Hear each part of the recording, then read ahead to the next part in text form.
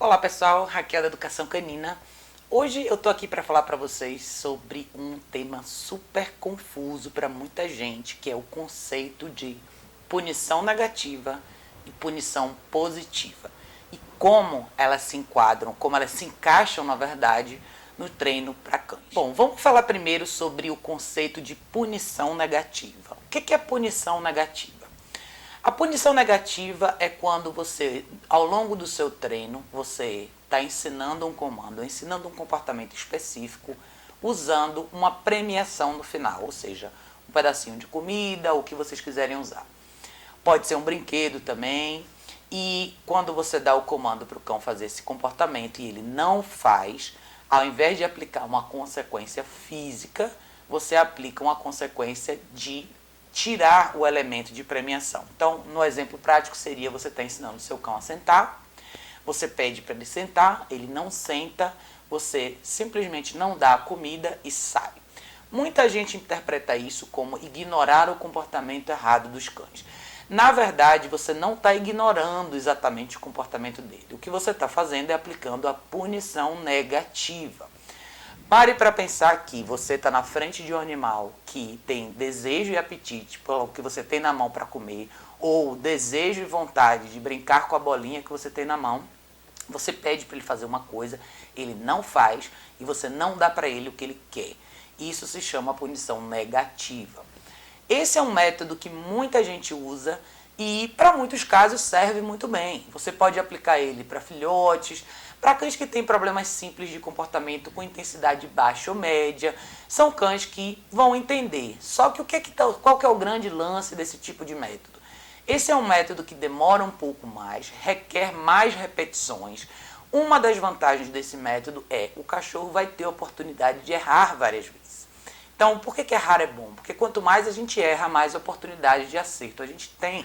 Você tem que dedicar mais tempo, ser bastante consistente com o animal e ter certeza que você está deixando a sua mensagem clara, ou seja, premiar no exato momento que ele faz o certo e reter o prêmio quando ele não completa o exercício. Pode ser muito útil, para muitos casos é super bacana. O ponto contra desse tipo de método, que não é exatamente contra, mas vamos pôr na balança, é a questão do tempo. Esse tipo de treino ele depende muito do ambiente que você faz o treino e o tipo de prêmio que você tem na mão. Por que o ambiente? Um ambiente com menos distração possível é o ambiente ideal para você começar esse tipo de treino. Por quê? Quando você não vai aplicar uma consequência física, e quando eu falo consequência física é uma correção na guia ou uma correção na coleira eletrônica, você depende muito da capacidade de foco que o animal vai ter no que você tem para oferecer a ele no final do exercício. Então, se o seu cachorro adora comer, você pega a porção dele do dia para fazer os exercícios. Mas se você está num ambiente que tem milhões de distrações, campainha tocando, barulho de televisão, pessoas passando, qualquer uma dessas distrações, em algum momento, pode ser mais interessante do que o prêmio que está na sua mão. Então, por que é importante você saber mensurar esse treino com premiações de valor? Para que você consiga manter o foco do animal em você. Mesmo que ele erre, e você retenha o prêmio e saia, é importante que ele continue querendo o que você tem na mão. Então, é importante começar esse tipo de treino num ambiente com o mínimo de distrações possíveis e trabalhar bastante a questão do foco do animal em você. E saber que tipo de premiação você usa. Para alguns cães vai ser a comida do dia, para alguns cães vai ser pedaços de salsicha, para alguns cães vai ser pedacinho de queijo, para outros cães vão ser uma bolinha ou qualquer coisa que o animal goste muito de ter. Então, esse é um treino que serve para uma série de situações, mas não é exatamente o ideal para outras situações. Quais são essas outras situações? E agora que a gente vai entrar na questão da punição positiva e por que ela também tem o seu lugar ao longo do treino com os cães. Bom, pessoal, a questão da punição positiva, ela tem uma descrição um pouco diferente do que todo mundo imagina. A punição positiva seria o quê? No mesmo cenário que a gente explicou anteriormente, que é num treino onde você ensina um cão a sentar e quando ele completa o exercício você premia, seja com a comida ou com alguma coisa que ele goste muito de comer, uma salsicha, um queijo, ou você usa uma bolinha, um brinquedo que ele queira muito interagir com. No treino com o uso de punição positiva, quando o cachorro não completa o exercício, você aplica a consequência, que é a correção na guia ou a correção na coleira eletrônica. Por que é necessário esse treino algumas vezes e quais são os prós e os contras dele?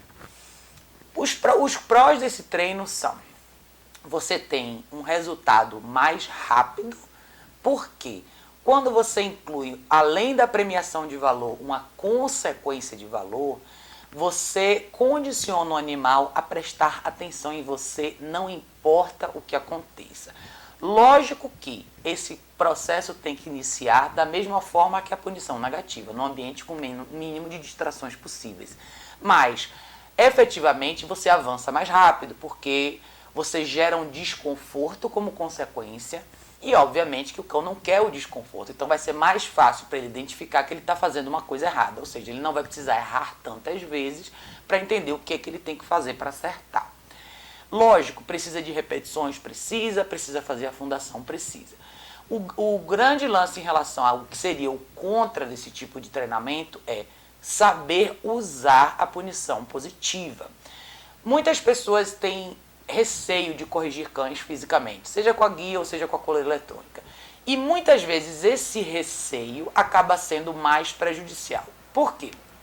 Vamos supor que você esteja trabalhando com uma coleira eletrônica. As coleiras eletrônicas, elas vão de estímulo de 0 a 100.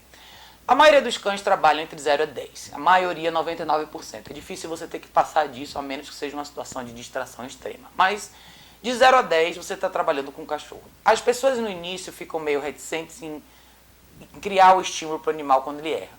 Então vamos supor que o cachorro tem uma sensibilidade 7. E você tem dó, tem medo de corrigir e põe só no 3 ou 4. O que vai acontecer?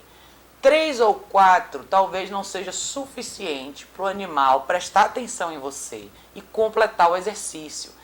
Por isso, o que acaba acontecendo? Você acaba corrigindo 4, 5, 6, 10 vezes e aquele mínimo desconforto não tem valor para o animal. Então, ele não completa o exercício.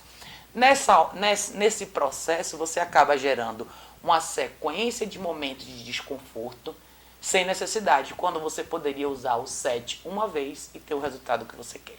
Então, é muito importante. Eu estou dando um exemplo da coleira eletrônica, mas com uma coleira normal é a mesma coisa. Uma coleira de treinamento, você vai dar uma correção. Você não precisa ser bruto, você precisa ser objetivo. Você tem que deixar claro para o animal que você não quer. Então, o único contra que existe nesse processo é a forma como ele é usado. Quanto mais receio você tem de usar, mais prejudicial o seu treino pode ser. Porque você vai acabar forçando o seu animal a passar por vários momentos de desconforto, quando na verdade com uma vez só você poderia ter resolvido. Ah, mas eu não quero fazer isso com o meu cachorro, eu tenho pena, não quero lidar com ele fisicamente. Por que o treino com punição positiva muitas vezes é necessário? A punição negativa, que foi o que eu expliquei anteriormente, que é só você reter o que o animal quer de verdade, ela funciona em alguns casos, mas existem casos de extrema intensidade quando a gente lida com cães agressivos, com cães que são agressivos com outros cães, ou cães agressivos com pessoas, com uma extrema reatividade, com possessividade extrema, já mostrando agressividade e intenção de machucar. Nesses casos, eu acho que a punição positiva é o melhor caminho. Por quê? Lembre o que eu falei anteriormente, no processo de punição negativa, onde você só retém uma coisa que o cachorro quer, ele depende muito do valor da premiação. Então pense no cenário onde você tem um cachorro extremamente agressivo, que tem a intenção de machucar alguém.